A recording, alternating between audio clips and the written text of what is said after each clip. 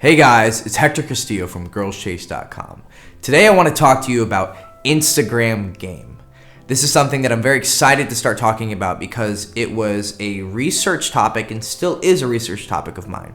In the past, I've met girls on Facebook that I didn't know before and slid into their DMs or their messenger. I've also gotten girls in my social circle who are friends of friends, and maybe I hadn't asked them out in the past, or I did, but I used Facebook as a medium of communication to ask them out. But also I used Facebook as a kind of Tinder profile where I was always updating statuses, photos, sharing videos, and these all coalesce into your social media personality. So you have your texting personality, you're a certain person over text based on how you text, the words you use, the emojis you use.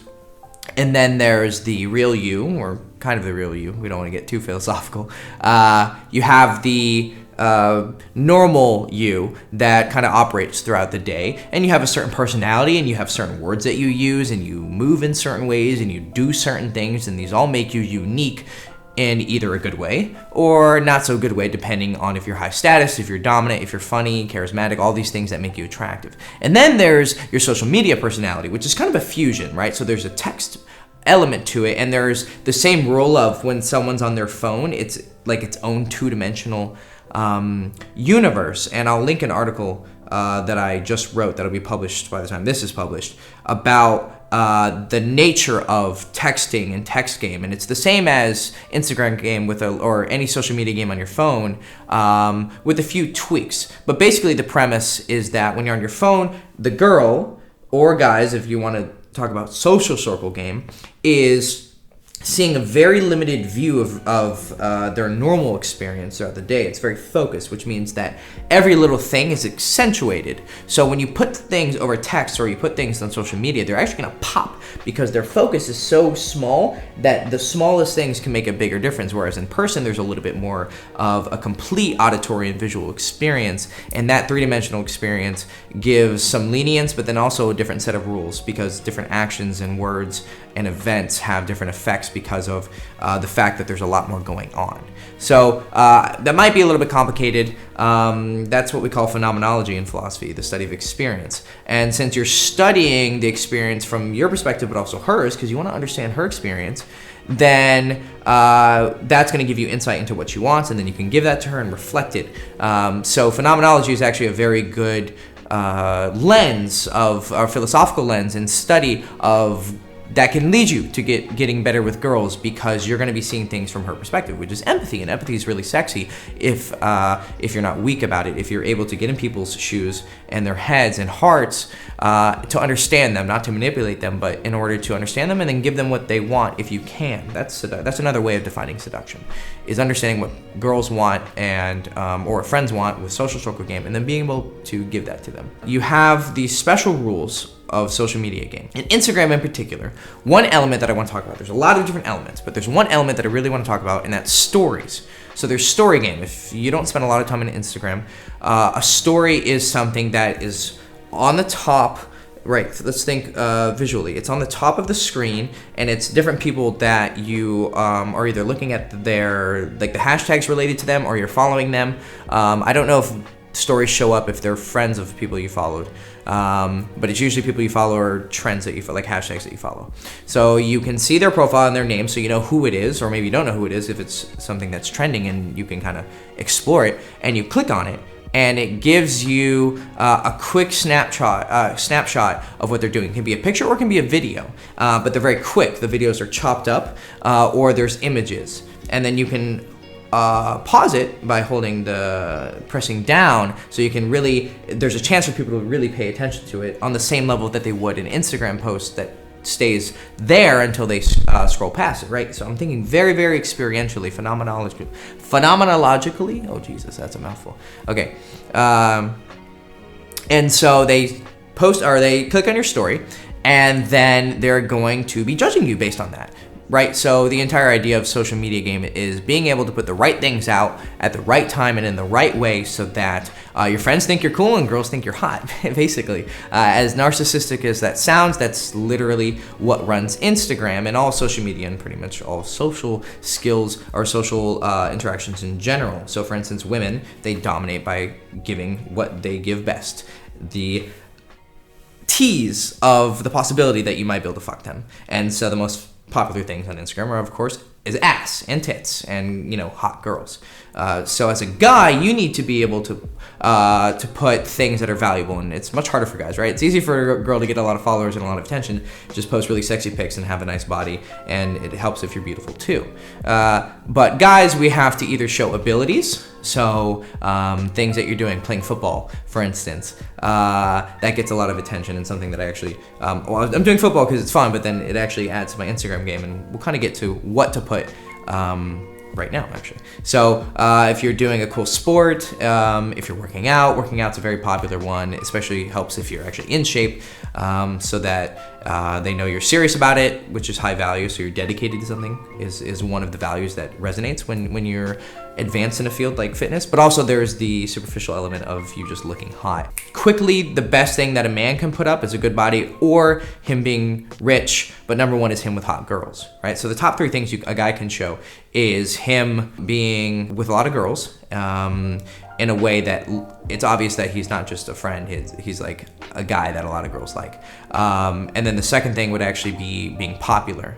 So being popular in general. I know guys who are like, they're big in nightlife industry or they're big in something and they're kind of popular, but they're not really good with girls. So it's not as great of a boost. Being good with girls is literally the number one skill a man can have. It's the most admirable skill a man can have. When civilization is in a point where there's not a lot of bullshit going on, when there's different stages of an empire, then different things are a little more valuable. If it's a warring time, then of course being able to fight is the most valuable thing. But in general, when you have a very calm society, especially in a metropolitan society we have now, it's global. Even if there's conflict going on, we're still social based. Then getting girls is the coolest thing. Then having a lot of friends is next. And then having money. And then being advanced in your field. And then having a good body. I'd say that's the thing. The only exception would, of course, be if you're like world class in your rapping or your dancing or something. Then that just blows everything out of the water. But even then, I would say that someone who has more followers because of he's good at piano, for instance, and then there's a guy who has a lot of followers but not as many, who's just cool and he's always partying and he has girls. I'd say he could probably beat the pianist unless a girl has a really, you know, gets really wet for that kind of art. So you need to be putting things out there that are valuable, and one way you can do that is through the stories. But you have to realize that these are fast-paced, and you don't want to put too much. I tend to put a lot. You want to put higher value stuff, but I just have a very busy life, so I like to put a lot of stories. So the two strategies is have a really cool, exciting life and then put a lot, or have a little bit more of a low-key life but put higher quality stories up there so that people are going to want to watch them, but then it's actually engaging and not bullshit. So you have what to put, how much to put, and then how to use it to actually get laid. So basically, whoever's watching your story is interested in you. They are, if they're consistent, right? So let's say a girl's consistently watching your stories. That's it's like an approach invitation, basically, because she's looking at you. Actually, it's the Instagram equivalent of her checking you out while you're doing stuff. This is actually really interesting. So she's kind of looking at you. If you were to put Instagram in a 3D space, she's seeing you over there doing your story, and it keeps replaying, but she's watching you, and she sees that she can't see if a lot of other people are watching you. But she's watching you. So that means that she's at least paying attention to you. Doesn't mean she's interested, right?